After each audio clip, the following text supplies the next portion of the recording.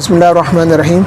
नाजरीन, इस्लाम के नाम पर बनने वाली मुमलिकत इस्लामी जमहूरिया पाकिस्तान में और इस आलम इस्लाम के सबसे बड़े शहर कराची में एक इस्लामी मरकज़ जिसमें मस्जिद भी शामिल थी, उसको किस तरह सिनेमा घर में तब्दील कर दिया गया, ये इंतहाई अफसोसनाक वाक़या है।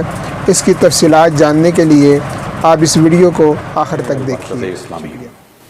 बल्दिया उज़्मा कराची का इस्लामी तहजीबी और सकाफती मरकज।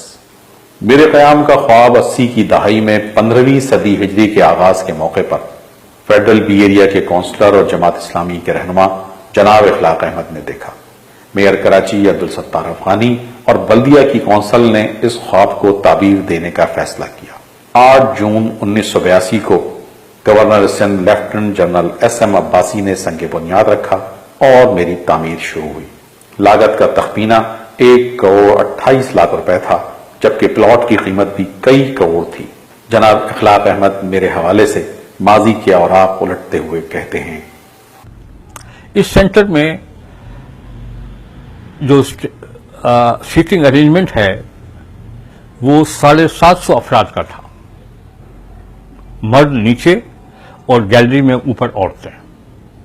और जो मुख्तलिफ हॉल इसमें तामीर किए गए थे उसमें यह था कि इस्लामी ममालिक के में जो कल्चरल डेवलपमेंट हुई है उसके मॉडल्स, उसके नक्शे, उसके चार्ट्स, उसकी रिपोर्ट्स यहां रखी जाए। साथ में इसका ख्याल यह था कि इसको एक रिसर्च सेंटर के तौर पे भी इस्तेमाल किया जाए। इसके एक कोने में कुछ फ्लैट्स बनाने की स्कीम थी और दूसरे कोने में मस्जिद। लेकिन ये प्रोजेक्ट बन तो गया, लेकिन बाकी मस्जिद का बनना और रिसर्चर के लिए फ्लैट्स की तामीर, ये काम नहीं हो पाया। 87 में डॉक्टर फारूक सत्तार कराची के मेयर बने।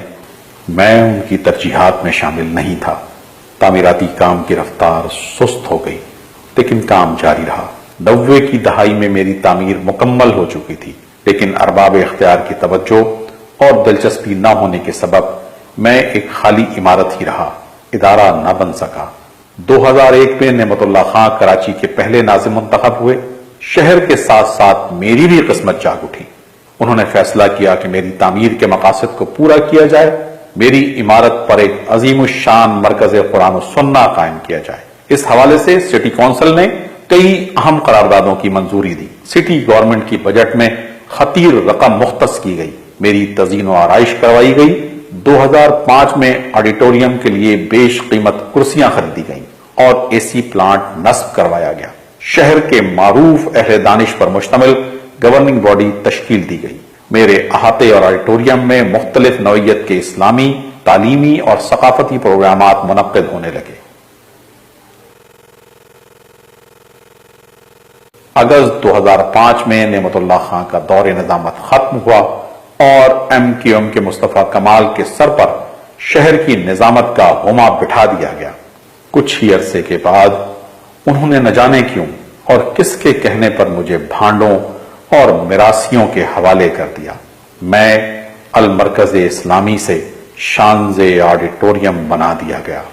लेक्चर, स्टेज ड्रामों और फुहश नाच गानों का मरकज। अप्रैल 2012 में कराची के एडमिनिस्ट्रेटर मोहम्मद हुसैन सैयद ने अहलियान इलाका के एहतजाज पर शानजे ऑडिटोरियम को सील करवा दिया, लेकिन कुछ ही अरसे बाद सील तोड़ दी गई। मेरे मरकजी दरवाजे पर अल मरकज इस्लामी की जगह मरकज इल्म और सकाफत का बोर्ड आवेजा कर दिया गया। अगर वाकई बात सिर्फ इस हद तक रहती तो काबिल बर्दाश्त थी, लेकिन इंतहाई अफसोसनाक, शर्मनाक और हैरत अंगेज बात यह हुई कि मुझे सिनेमा हॉल में तब्दील कर दिया गया। मेरी पेशानी पर लिखे कलमा तैयबा को जालिमों ने सफेद रंग से छुपाकर अपने काले करतूतों पर पर्दा डालने की कोशिश की। मरकज कुरान और सुन्ना सिनीपैक्स बना दिया गया।